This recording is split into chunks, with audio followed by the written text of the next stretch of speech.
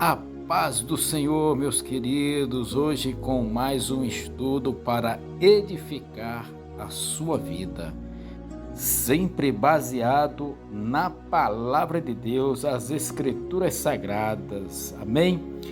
Muito bem, peço que você continue, deixe o seu like, vamos orar agora. Pai, em nome de Jesus. Nós estamos aqui nesse intuito de aprender mais do Senhor.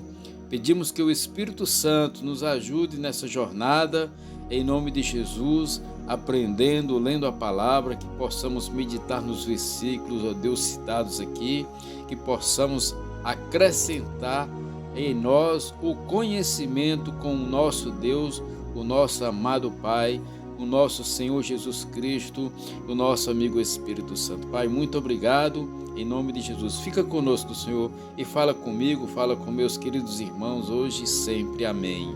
Muito bem, vamos ao nosso estudo. Glória a Deus, a providência divina e o sofrimento humano.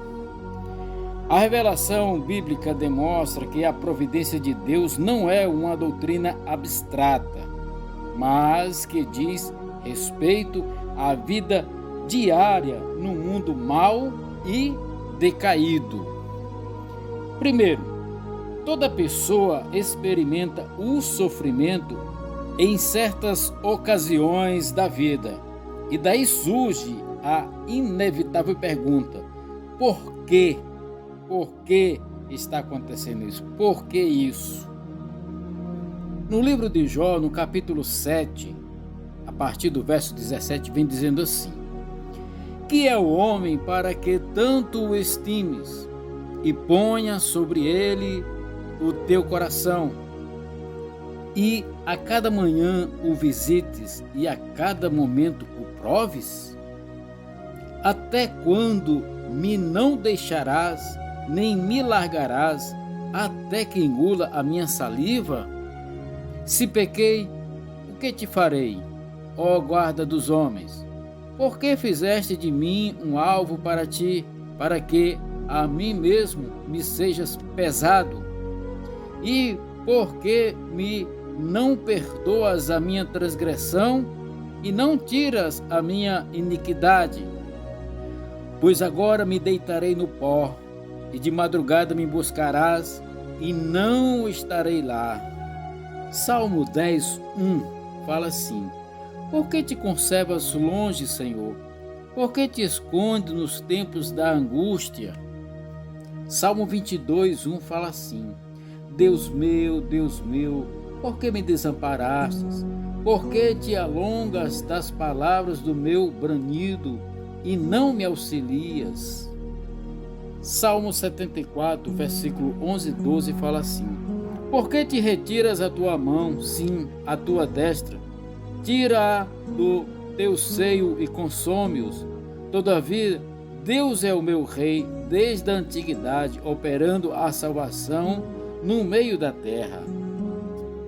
Jeremias 14:8 fala assim: ó esperança de Israel, redentor seu no tempo da angústia, porque serias como um estrangeiro na terra, como a um viajante que se retira a passar a noite? Porque serias como homem cansado, como valoroso que não pode livrar? Mas tu estás no meio de nós, ó Senhor, e nós somos chamados pelo teu nome. Não nos desampare. O 19 fala assim: de todo rejeitaste tu ajudar? Ou aborrece a tua alma a Sião? Por que nos feristes, e não há cura para nós? Aguardamos a paz, e não aparece o bom, e o tempo da cura, e eis aqui turbação. Queridos, essas experiências alvitram o problema do mal e do seu lugar nos assuntos de Deus. Segundo, Deus permite que os seres humanos experimentem as consequências do pecado que penetrou no mundo através da queda de Adão e Eva. José, por exemplo, sofreu muito por causa da inveja e da crueldade de seus irmãos. Foi vendido como escravo pelos seus irmãos e continuou como escravo de Potifar no Egito. Vivia no Egito numa vida temente a Deus, quando foi injustamente acusado de imoralidade, lançado no cárcere e mantido ali por mais de 2 anos. Deus pode permitir o sofrimento em decorrência das más ações do próximo, embora ele possa soberanamente controlar tais ações, de tal maneira que seja cumprida a sua vontade. Segundo o testemunho de José, Deus estava agindo através dos delitos dos seus irmãos para a preservação da vida. Em terceiro lugar, meus queridos, não somente sofremos as consequências dos pecados dos outros, como também sofremos as consequências dos nossos próprios atos pecaminosos. Por exemplo, o pecado da imoralidade, do adultério, frequentemente resulta no fracasso do casamento e da família do culpado. O pecado da ira desenfreada contra outra pessoa pode levar à agressão física com ferimentos graves ou até mesmo o homicídio de uma das partes envolvidas ou de ambas as partes.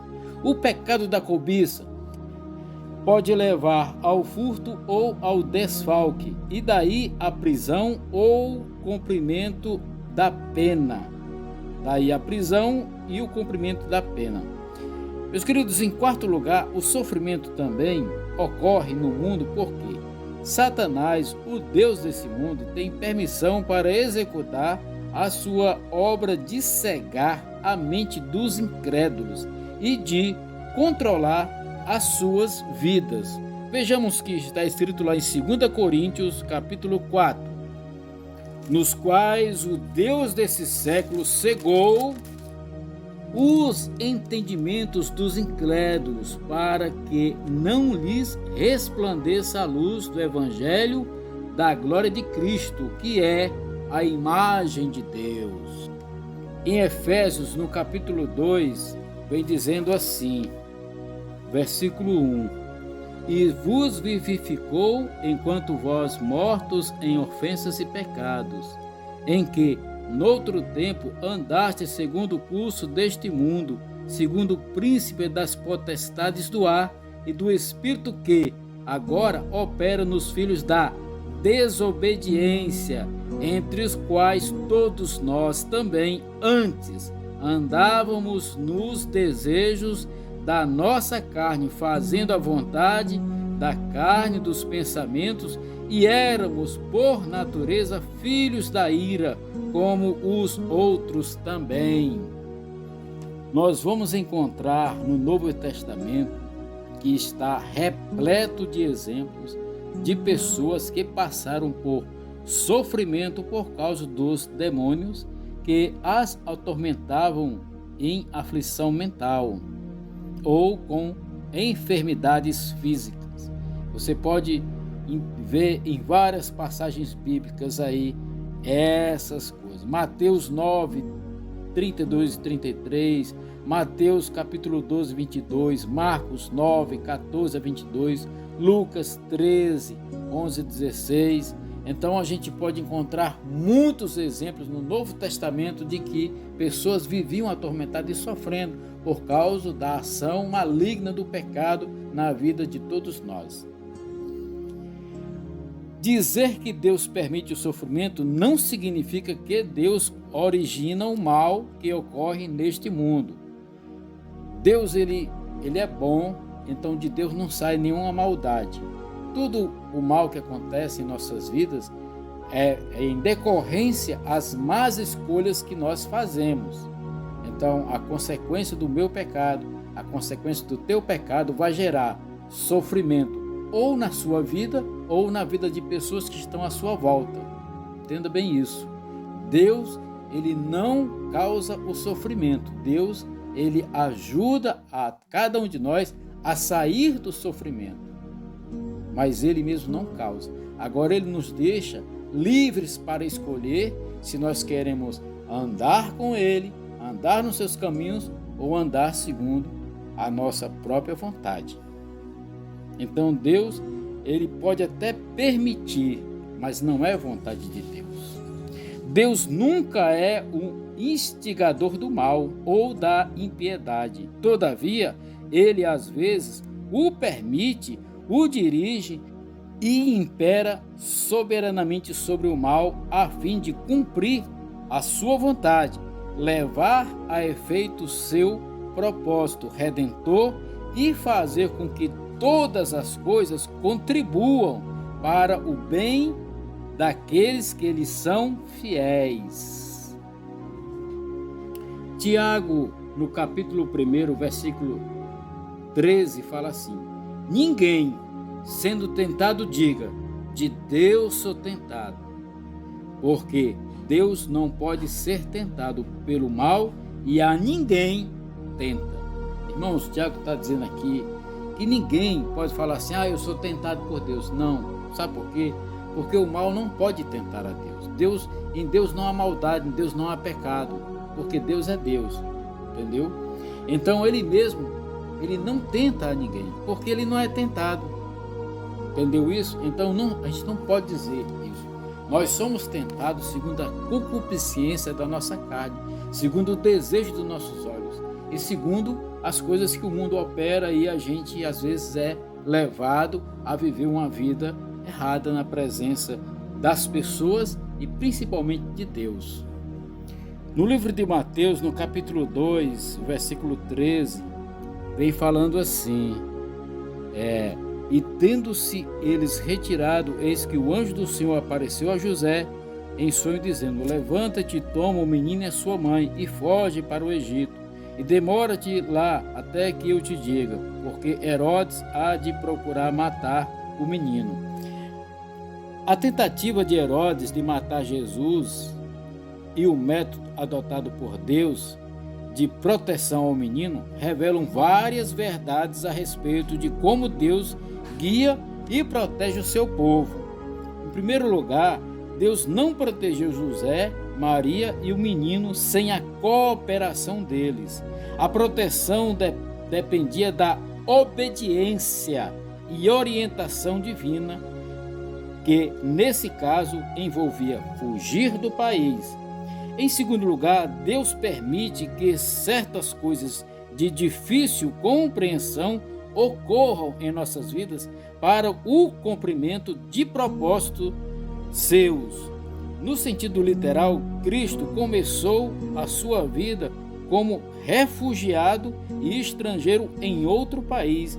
Para nossa compreensão limitada, permanecia mais fácil Deus afastar Herodes imediatamente, evitando assim a fuga para o Egito, com todas as provações envolvidas em tais circunstâncias.